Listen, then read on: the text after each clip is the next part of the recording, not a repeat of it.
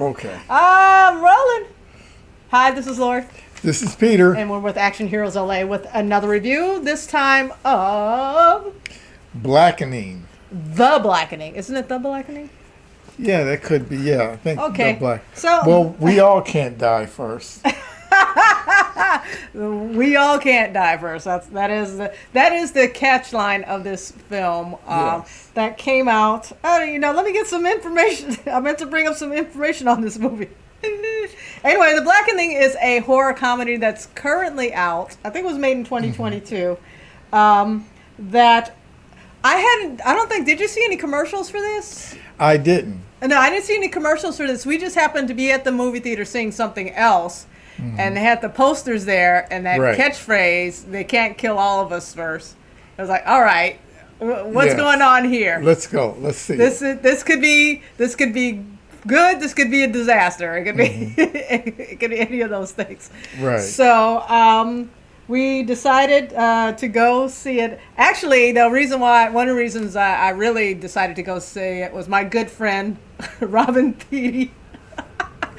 The lady who created the Black Lady sketch show on HBO. Uh-huh. I call her my good friend now. No, I met her once, like a month ago. She's really cool. But she tweeted about go see it. It's hilarious, brilliantly hilarious. And since I think she's brilliantly hilarious as well, I was like, okay, I definitely got to go see this now. Right. So The Blackening is 7 friends go away for the weekend only to find themselves trapped in a cabin with a killer who has a vendetta. They must pit their street smarts and knowledge of horror movies against the murderer to stay alive. I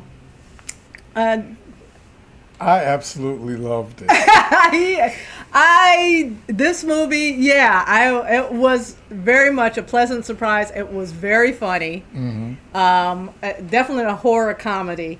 It's directed by Tim Story, and I wanted to acknowledge the writer, someone by the name of Tracy Oliver, who I had heard of previously. Okay. And I don't know. You want to get into it before I get into who did what and why and who's in it and all that? What really intrigued me when I first saw the posters and read a little bit about it was I had actually sat down and I wrote something very similar. Oh, did you? Which is, because whenever you look at a lot of movies, especially horror movies, if there's somebody black in it, they usually die first. That is true.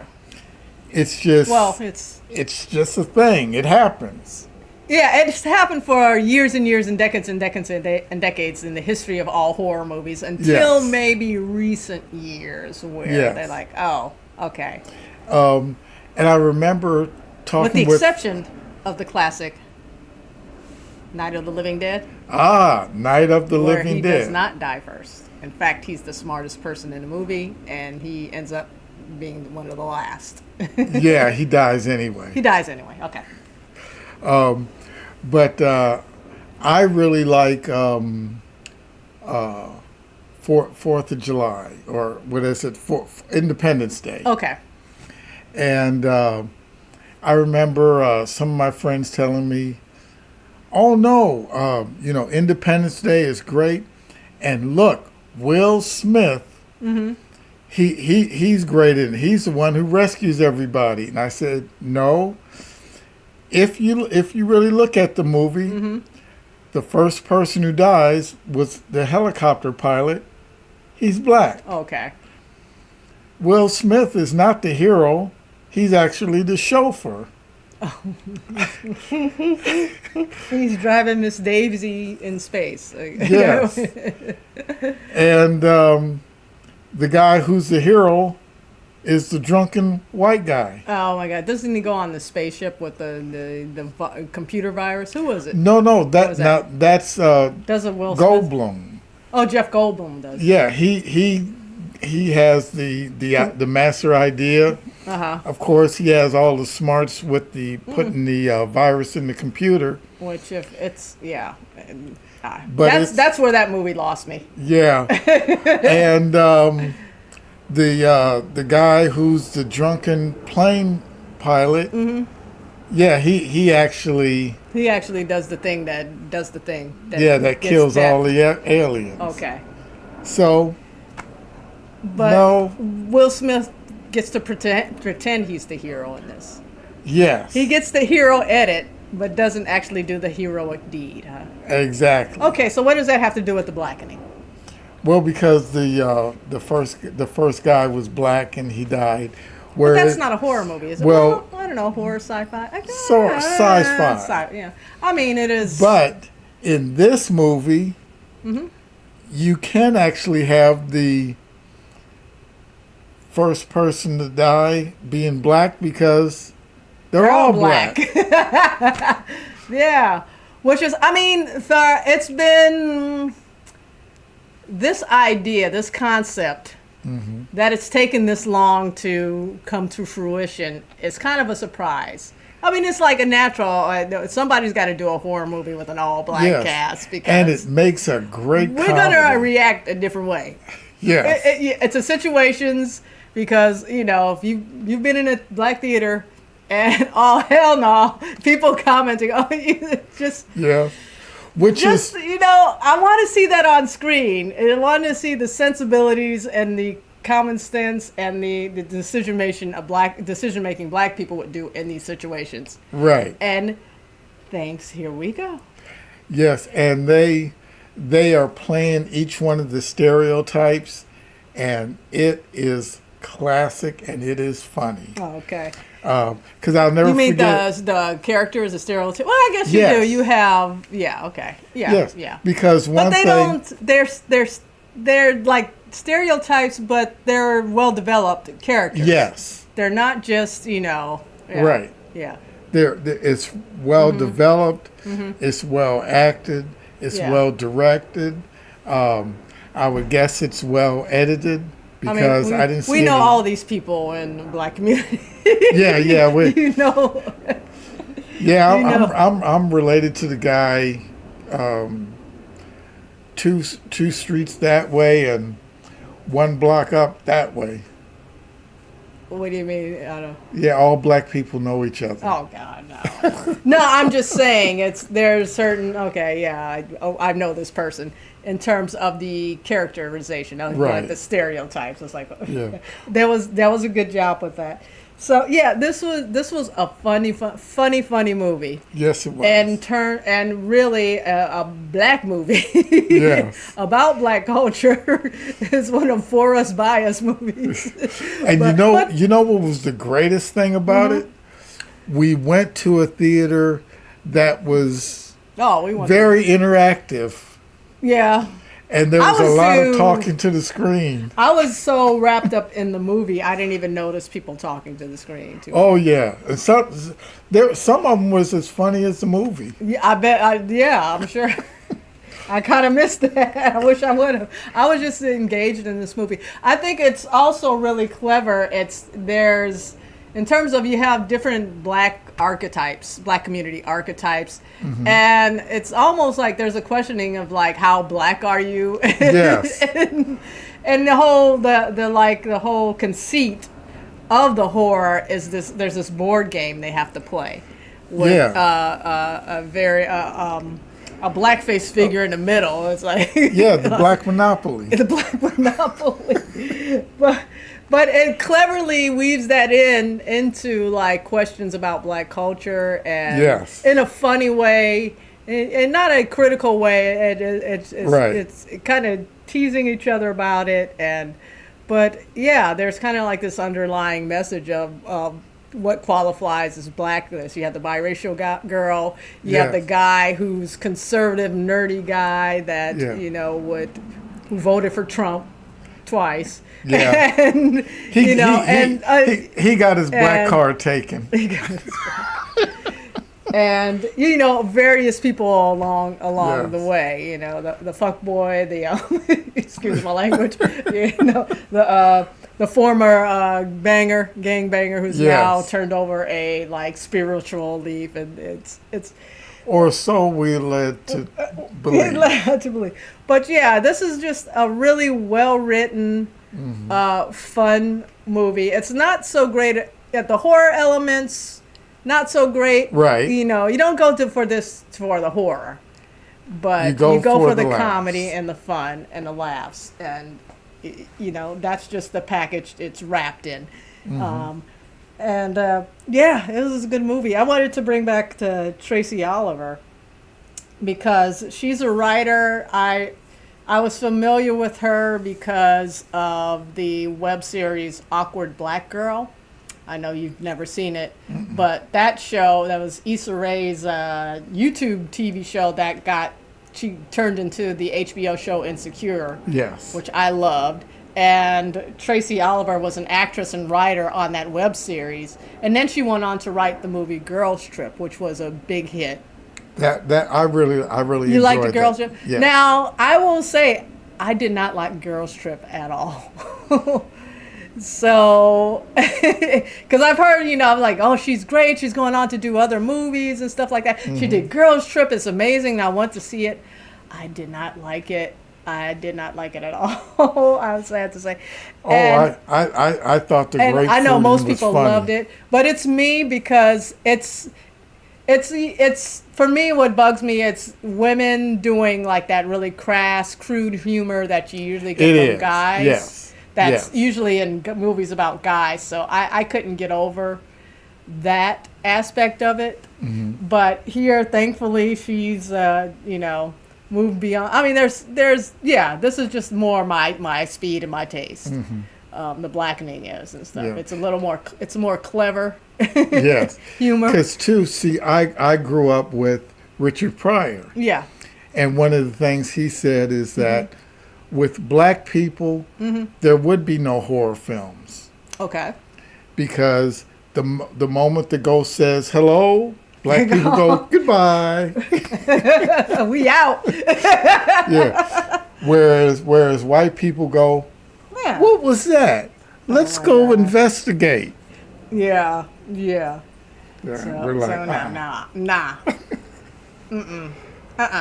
And you get some of that here. You get that's what it's everything. You know how people will react. You know how people, black people in horror movies, watching horror movies, because they'll voice they're like, oh hell no, I wouldn't do that. I'd be out. Yes. Yeah. So we get to see that here, but we Yes. still get to see an extended movie. I'm not familiar with a whole lot of the actors who are in this. I've seen some of them in things. I think where are they again? Let me go back to. Come on now. I need to see the cast now. Are you familiar with any of the actors? well, Okay. I've seen a few before, but luckily they have not been Yeah. in something to whereas you take that character and now that character is in something different. So what was good is that they decided to cast it with a lot of people that were quasi unknown. So it just made them seem like They're actually, I mean, they're not household names, but Right. they've been in a lot of stuff. They're seasoned Right. actors, seasoned in Right. comedy. So I just name a few people. Like the two I know is Yvonne Orji and Jay Farrell, but they get killed off. Oops, spoiler. They get killed off early in the movie. They're the first ones to go, basically. But Nice Jay name, Farrell though. was on Saturday Night Live. He's the one who does a great Eddie Murphy impression. yes. Yeah, you've seen him. And Yvonne Orji was on Insecure. Also, Jermaine Fowler was in, I think he plays the nerdy guy. Yes. He was in Coming to America too. I think he plays the son of Eddie Murphy. Yes. And No, so- not the son of Eddie the Murphy. or the son, The son-in-law. the son-in-law. Well, it was Because his Eddie daughter. Murphy He's has dead. three Two daughters. and they're married. Okay. He never put the I stem never on remember. the apple. That's right. All right. So, and some of the other ones I haven't. Oh, and I think Antoinette Robertson, I recognize from Calandria. I loved her in the show.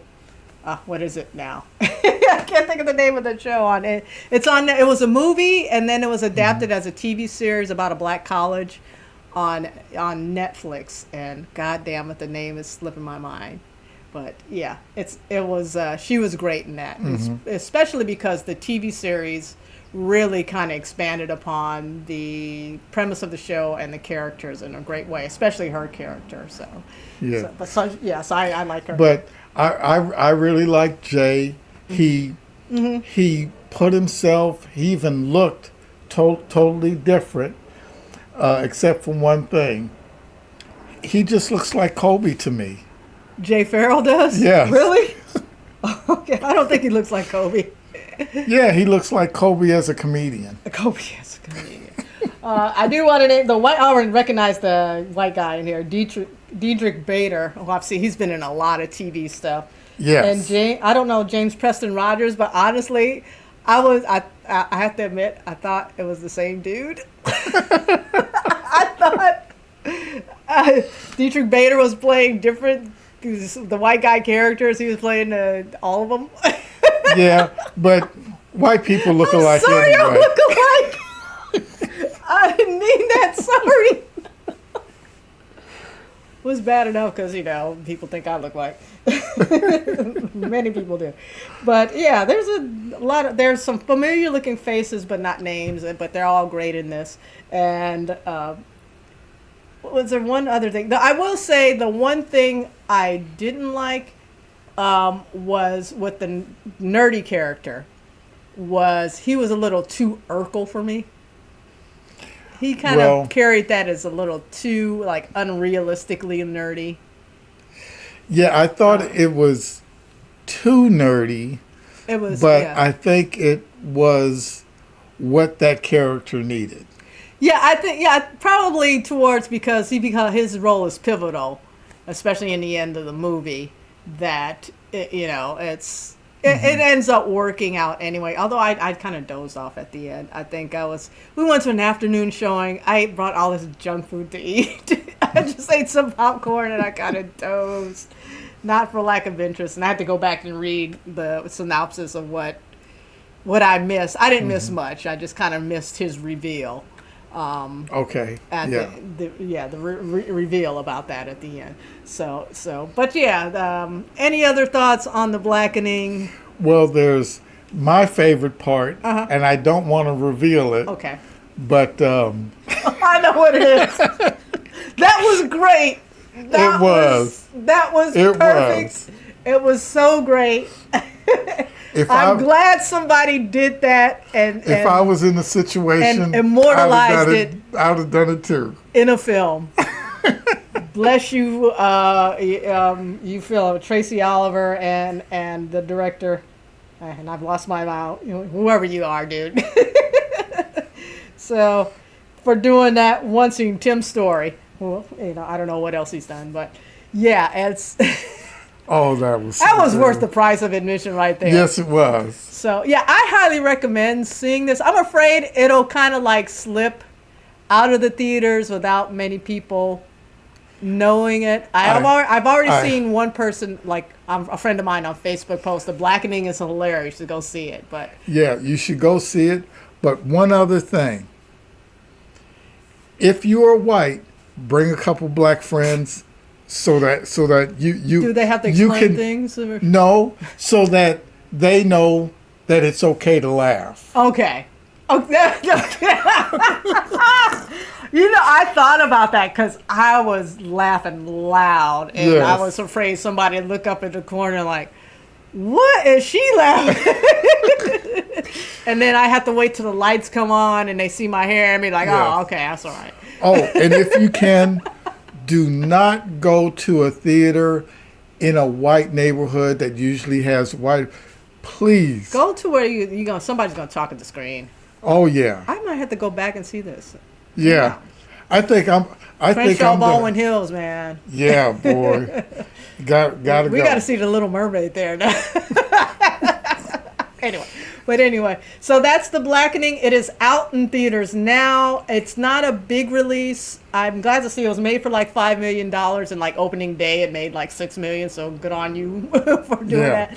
And yeah, I hope more people see it, even if you catch it on streaming. Yes. It's a very well done, clever movie. A lot of fun. Yes. Oh, and when they talk about spades, oh, this Oh, is just, I don't know how to play spades. oh, I don't oh, know how to play bones either. Right? oh. I learned once and then I forget. I'm not a game person. I'm just not a game playing person. I don't know. Well, if you play dominoes, Yeah. which is actually a very cerebral Oh, huh? and very Oh, yeah, I'm um, okay. Yeah. just move around, I can't just play like chess. spades is that way, and oh no, not when black people do Oh, it. yeah. No. Oh, It's you could get called. You can get called things, and if your mama get called things, you just gonna accept that. That's all in the game. I just don't want David slamming the table when nearly breaking it in half. Bam! No, But anyway, that's why the blanket. that's why the blanket. You gotta put a Yeah, blanket you on. really didn't play bones. I didn't play bones. No, I'm sorry. I didn't. I'm not a game person. I don't like even now. I can learn something and forget and never play it again. I just anyway. Also, that's the Blackening. Go see it. Blackening. Go see it in theaters Yes. now, or catch it on streaming whenever it comes out. All right, we 3 out. 2 Ella. What? Dominoes. Oh damn. Oh, you gotta take my black card. I'm barely holding on to it as it is. Damn. You gonna take? We out. We out.